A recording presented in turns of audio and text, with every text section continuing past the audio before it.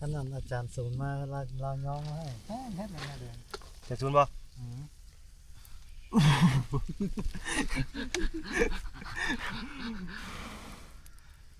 อันนี้ละคนดังนะเราคนสิซื้อเนาะจะซูนเนาะว่าจันแก้วซื้อแล้วจะซูนซื้อกว่าจันแก้วอีกจานซุนเลยซูนทาราแล้วแบบบ่มีพิษมีภัยยังเลยนะแบบบ่ต้องระแวงบ่ต้องนั่นต้องนี่เลยนะแบบ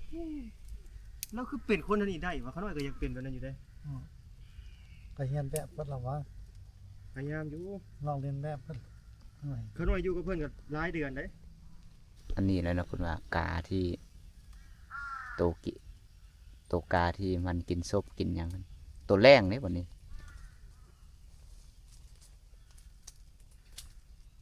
ลายขนาดอยู่นี่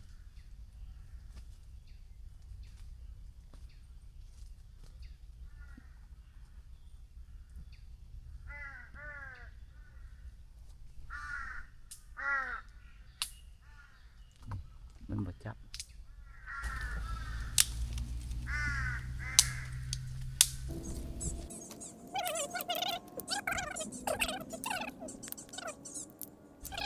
นั่นน่ะมักภูเขาแบบว่าขึ้นภูเขาสูงๆมันละคักฮะนะขาลงมาเห็นวิวย่างขึ้นภูเขาย่างลงมันเห็นวิวไปท่าอาจารย์ที่ว่าไปตำลังเขาน้อยเลยนั่งธรรมดาเขาน้อยก็ล้างธรรมดานี่เลย อยู่วัดที่ว่ามันต้มน้ำห้อนล่างแต่ว่าก็ดีมันบ่ข้าวเราน้ำห้อนด้วยเขาน้อยเอาน้ำฮ้อนน้ำก๊อกนะอยู่วัดเวลาก้อนจะสั่นเนาะเลยมันเป็นซ่าๆหน่อยหนึ่งในบาทกันหน่อย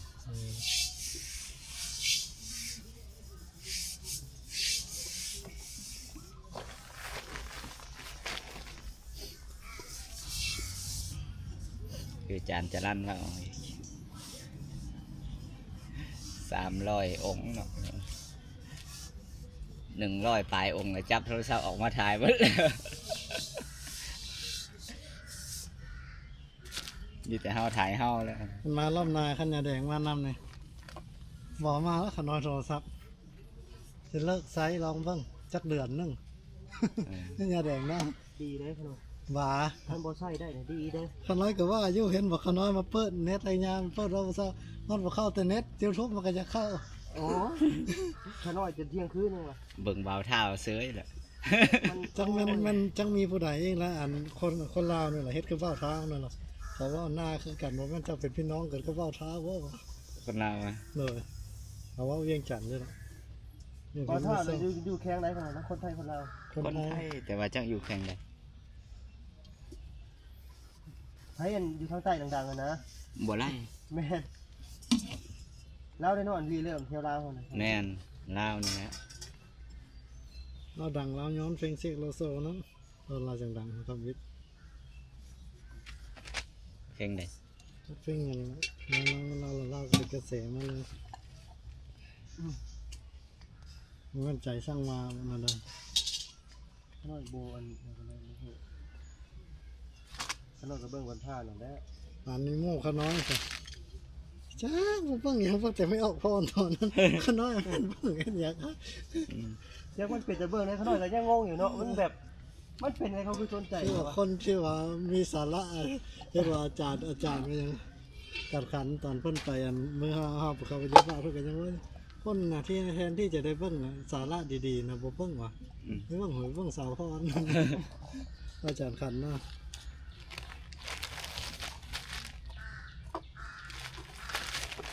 ที่เรามีอย่างเบิ่งพริกกระพัวกันเลยก็ได้ถ้าที่ว่ายังนึงก็จะเบิ่งเรื่องของชาวบ้าน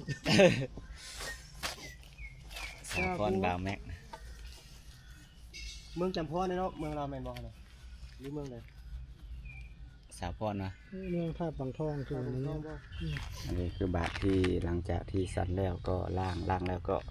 เช็ดแห้งแล้วก็พึ่งไว้ประมาณจาก10 นาทีก็จะเก็บก็คือวินัยของการรักษาบาทเนาะเราตากในหนึ่งแล้วเราจะมาเก็บโอ้ขนมยั่งนี่ซ้ำก่อน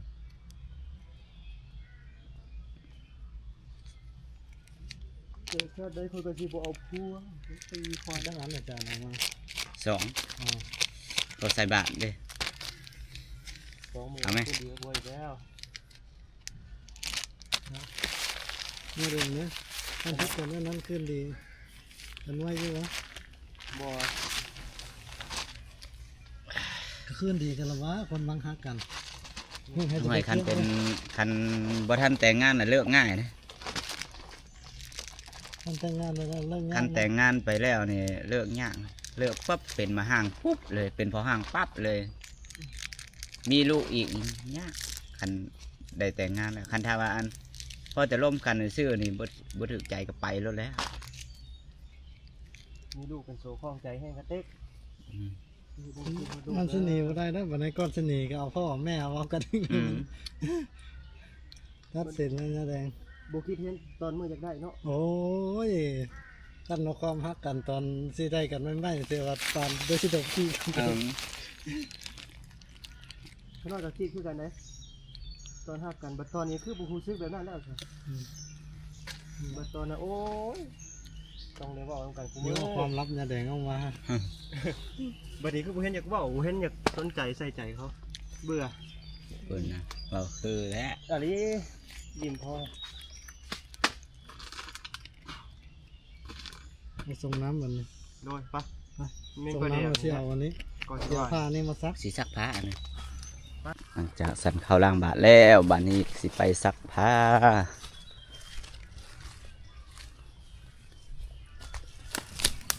อันนี้ก็เป็นการต้มน้ำที่จะย้อมผ้าหลังจากที่ซักแล้วก็ย้อมแล้วก็เอาไปตากกำลังพดตอนนี้ไปซักผ้าก็ทำซักผ้า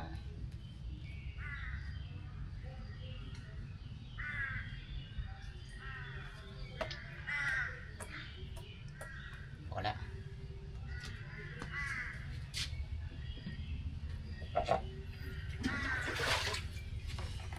นี่เป็นน้ำยาแต่มือเอามาใส่2 มื้อ3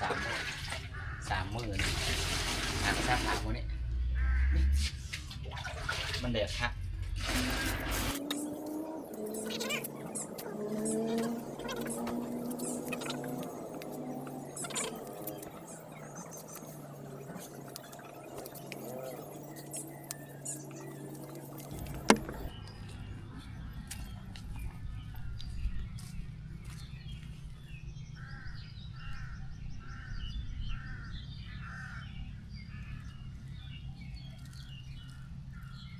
เจริญพรมื้อนี้เป็นมื้อที่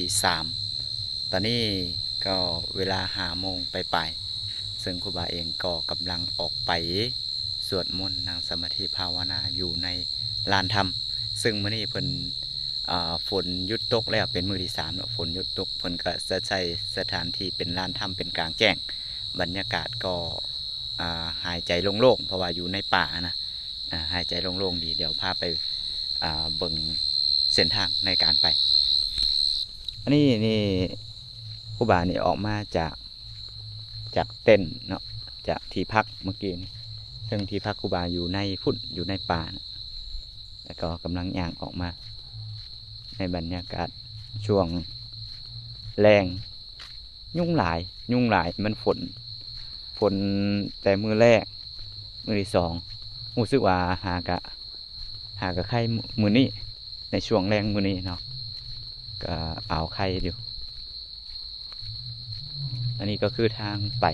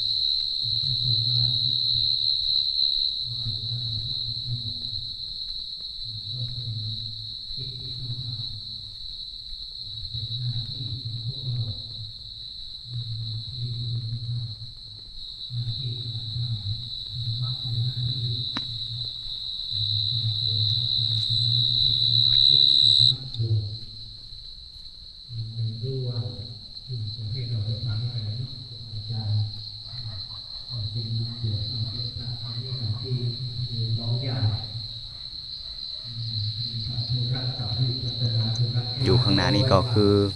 เป็นลานถ้ำบอนที่สวดมนต์ไหว้พระแล้วก็ปฏิบัติธรรมของอุทยานธรรมดงยางจังหวัดศรีสะเกษในตอนนี้นี่พระสงฆ์ตรงที่ครูบาเหยียบนี่เป็นเพิ่นเอาก้อนอิฐมาเรียงกัน แล้วก็มันจะขึ้นเพิ่นเอิ้นหยังที่เป็นเขียวๆคักๆอันนี้เป็นต้นไม้เนาะเป็นต้นไม้แต่บ่แม่นพื้นสิมังโดยตรงอันนี้พระสงฆ์หลายๆมาก็200ปลาย300นะตอนนี้แต่ถ้ามือฮอดมือเดือนธุดงค์นี่ก็จะอยู่ในระดับถ้าเรามี 5-600 ศรัทธาแล้วเราจะทำอะไรก็เต็มใจนะครับแม้จะทุกข์จะยากจะลำบากขนาดไหนก็ตาม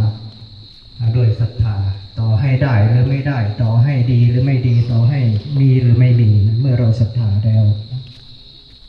เหมือนเรื่องของบุญของกรรมนั่นแหละเราเชื่อเราศรัทธาในทางพระพุทธศาสนานะบางคนก็ทำดีแล้วก็ไม่ได้ดีนะศรัทธายังงอนแง่นกอนแก่นี่ก็เสื่อมไปจิตใจโลเลลังเลเสื่อมถอยไปก็มีแต่สำหรับผู้ที่มีศรัทธาเขาก็เชื่อมันอยู่แน่นอนเป็นจิปายาโรสานานปาลีกาสัญญานานยามันยาในของที่ตนมีอยู่กตัญญูตาการเป็นคนมีความกตัญญูกตเวทิตากาเรนะธรรมัสสวนาการฟังธรรมตามกาลเวลาฟังเทศเด้ออย่า เจ เพิ่ง ริญ กลับ พรตอนนี้ก็เป็นช่วงที่พักเบรกเนาะหลังจากที่ทำวัดสวดมนต์แล้วก็เป็นช่วงพักเบรกก็จะน้อยเข้าไปฟังธรรมจากพระอาจารย์จรัญอนังคโน นะครับพระสุรชัย จะมา อีก ปรารภธรรมในช่วงนั้น 500 บาทนะครับขออนุโมทนา อันนี้เป็นญาติโยมเนาะญาติโยมที่ร่วมบริจาคถวายภัตตาหารแด่พระสงฆ์ภูมิเขาร่วมปฏิบัติธรรมร่วมปริวาสเนาะเมื่อกี้นี่ครูบาก็ได้ห่วมไป1,000อนุโมทนาสาธุเด้อ เป็นอย่าง